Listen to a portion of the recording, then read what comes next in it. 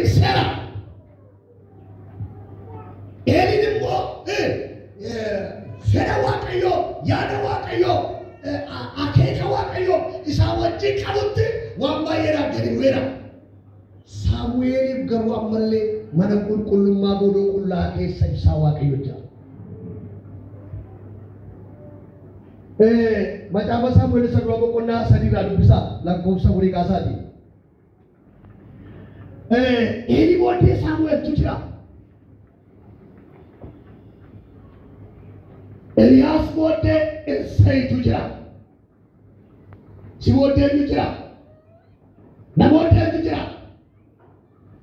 tujira si bote tujira na bote Isai bote Gias tujira tira si bote, tira no bote. Wami tira.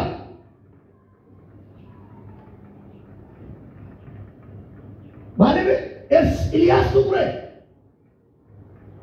Isabuat tanda kancuru Isai tira.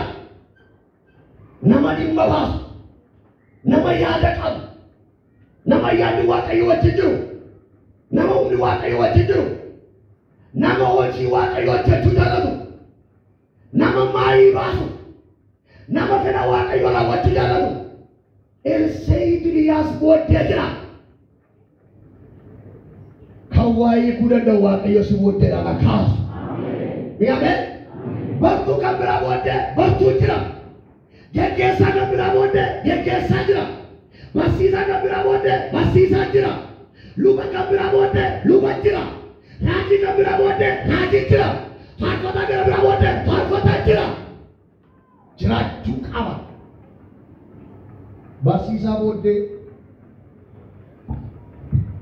kembali basisa si kabar dulu ibadah ini basisa dulu sudah bayi kama bayi jangan kama bayi itu kena dulu basisa gabayu naginam dulu basisa bak hararat dulu lagi gabayu Gabaunan, kambar sisa berada mu ini, ani rodeo sama mau jual gila kan, bersisa berada tayo jid, berada tayo jid. Kama kambar sudah temu bersisa sudah tutut tenaga apa tadi, bersisa sudah dari kamu berang sudah. Hinasum juga cara, bersisa kerumah sudah. Nama bersisa mate, dah sudah ada. Wajina asal kamu. Walau turfinya dan dewa jurung dan doa jabate, sudah anda, sudah satu ni. Kembali gari nama, itu nama gari, nama berapa? Gara lagi muka kutu berarti, agar bani mati, agar bani warga kena jurung. Akhirnya agak berdua tu, bersisa lagi dah. Malam ni, namni warga ni ramai tahu be. Bersisa timit buta tadi, karena gal-gal sana ada bulu sana pun. Itna ini muka dah.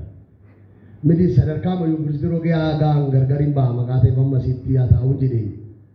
Mali ini itu buta tu barang sah kenya itu buta curi sendal. Itu buta tu. Yona dewa desa. Ati bersisa dong koran itu sendal terus. Sendal kamu.